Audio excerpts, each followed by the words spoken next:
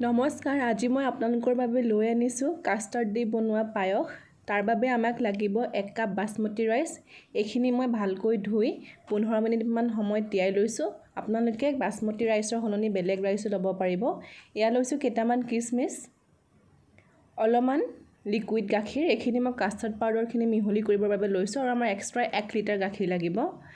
আৰু এয়া লৈছোঁ কেইটামান বাকলি গুচাই লোৱা বাদাম। আপোনালোকে অন্য ড্ৰাই ফ্ৰুটছ, কাজু এইবিলাকো দিব পাৰিব। এয়া লৈছোঁ কাষ্টাৰ্ড পাউডাৰ 3 টিস্পুন। যদি বিচাৰে আপোনালোকে ইয়াতকৈ বেছিও দিব পাৰিব। আৰু মই চেনি লৈছোঁ আধা কাপ আৰু কেইটামান ইলাচি গুটি খুন্দি লৈছোঁ আৰু লগতে 2 ডালচেনি। এইখিনি হৈছে আমাৰ মেইন ইনগ্ৰিডিয়েণ্টছ। আমি কেৰাহীলৈ যাম এতিয়া, আৰু কেৰাহীলৈ যোৱাৰ আগতে আমি কি কৰিম, যিখিনি কাষ্টাৰ্ড পাউডাৰ লৈছিলোঁ আৰু যিখিনি আমি গাখীৰ লৈছিলোঁ, সেই গাখীৰখিনি ইয়াত মিহলি কৰি পেলাই এটা ঘোল তৈয়াৰ কৰি ল'ম, যাতে আমি যেতিয়া এই কাষ্টাৰ্ড পাউডাৰখিনি পায়সত ইউজ কৰিম তেতিয়া গোটা বান্ধি নাযায়। এয়া দেখিছে, মই এনেকৈ মিহলি কৰি লৈছোঁ। ঠাণ্ডা গাখীৰ ব্যৱহাৰ কৰিব আৰু অলপ অলপকৈ গাখীৰখিনি দি এইখিনি মিক্স কৰি ল'ব, নহ'লেও গোটা বান্ধি যোৱাৰ চান্স থাকে। এনেকৈ মই এইখিনি মিহলি কৰি লৈছোঁ। আপোনালোকে কাষ্টাৰ্ড পাউডাৰ আৰু অলপ এড কৰিব পাৰে যদি কাষ্টাৰ্ড পাউডাৰ টেষ্ট আপোনালোকে বেছি ভাল পায়। এয়া মই ভেনিলা ফ্লেভাৰ লৈছোঁ। আপোনালোকে অন্য ফ্লেভাৰো ল'ব পাৰে, কিন্তু ভেনিলাটো বেছি ভাল হয়। এয়া দেখিছে, মই 1 লিটাৰ গাখীৰ এনেকৈ অলপমান গৰম কৰি লৈছিলোঁ। এতিয়া আমি ইয়াত এড কৰিম যিখিনি আধা কাপ চেনি, সেয়া এড কৰিছোঁ। তাৰপিছত মই এনেকৈ ভালকৈ এইখিনি মিহলাই লৈছোঁ। এতিয়া দিছোঁ মই ইলাচিৰ গুড়ি আৰু কেইটুকুৰামান ডালচেনিৰ টুকুৰা।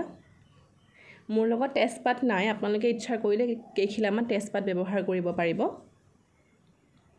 এতিয়া যিখিনি মই বাসমতি চাউল তিয়াই লৈছিলোঁ সেইখিনি দি দিছোঁ। এইটো 1 কাপ পৰিমাণৰ চাউল মই লৈছিলোঁ। আপোনালোকে সৰহ মানুহৰ বাবে বনালে মানে কোৱান্টিটিবিলাক অলপমান বঢ়াই দিব। এইখিনি মই ব্যৱহাৰ কৰিলোঁ, ইয়াত দি দিলোঁ চাউলখিনি। তাৰপিছত এনেকৈ আমি লৰাই থাকিম। আমি নৰ্মেলি যিখিনি যেনেকৈ ক্ষীৰ বনাওঁ তেনেকৈ বনালেই হ'ল। মই মাজে মাজে লৰাই আছিলোঁ আৰু গাখীৰখিনি শুকাই আহিলে আধা সিজা হোৱাত চাউলটো মই ইয়াত বাদামখিনি আৰু আমি যিখিনি কিচমিচ লৈছিলোঁ সেইখিনি এড কৰি দিম। আপোনালোকে বিভিন্ন ধৰণৰ ড্ৰাই ফ্ৰুটছ পায় মাৰ্কেটত, সেয়াও ব্যৱহাৰ কৰিব পাৰিব।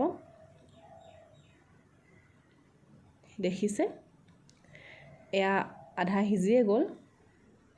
যেতিয়া পায়সখিনি কমপ্লিট সিজি যাব, খাব পৰা হ'ব, নমোৱাৰ ঠিক 3-4 মিনিটমানৰ আগত আপোনালোকে এনেকৈ অলপ অলপকৈ কাষ্টাৰ্ডৰ যিটো ঘোল বনাই লৈছিলোঁ আমি, সেই ঘোলখিনি আপোনালোকে এড কৰি যাব।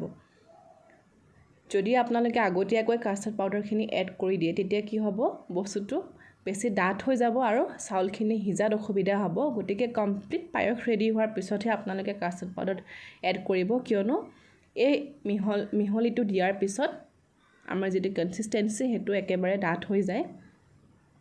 সেয়া দেখিছে, কালাৰটো কিমান ধুনীয়া হৈছে আৰু বহুত ডাঠ হৈ গ'ল।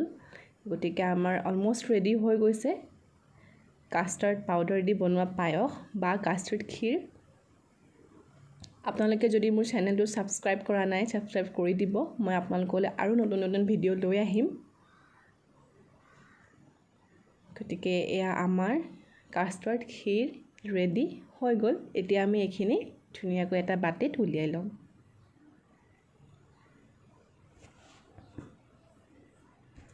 এয়া দেখিছে, মই এটা বাটিত উলিয়াই লৈছোঁ।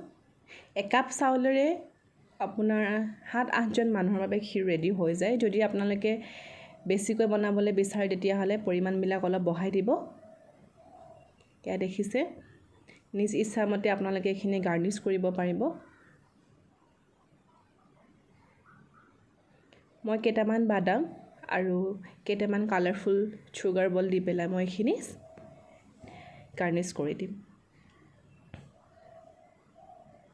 এয়া দেখিছে, আমাৰ যি কাষ্টাৰ্ড পাউডাৰ দি বনোৱা পায়স বা কাষ্টাৰ্ড ক্ষীৰ ৰেডি হৈ গৈছে। আপোনালোকে এইবিধ ৰেচিপি ঘৰত ট্ৰাই কৰিব আৰু কেনে পালে মোক জনাবলৈ একেবাৰে নাপাহৰিব। আৰু নিজ ইচ্ছামতে এইখিনি আপোনালোকে প্লেটিং কৰিব পাৰিব, আলহীক দিব পাৰিব। গতিকে বিৰাট টেষ্টি হয় খাবলৈ। আপোনালোকে এবাৰ ট্ৰাই কৰিব আৰু মোক জনাব। আমাৰ কাষ্টাৰ্ড পাউডাৰ দি বনোৱা পায়স বা কাষ্টাৰ্ড ক্ষীৰ ৰেডি হৈ গৈছে। এয়া দেখিছে আপোনালোকে।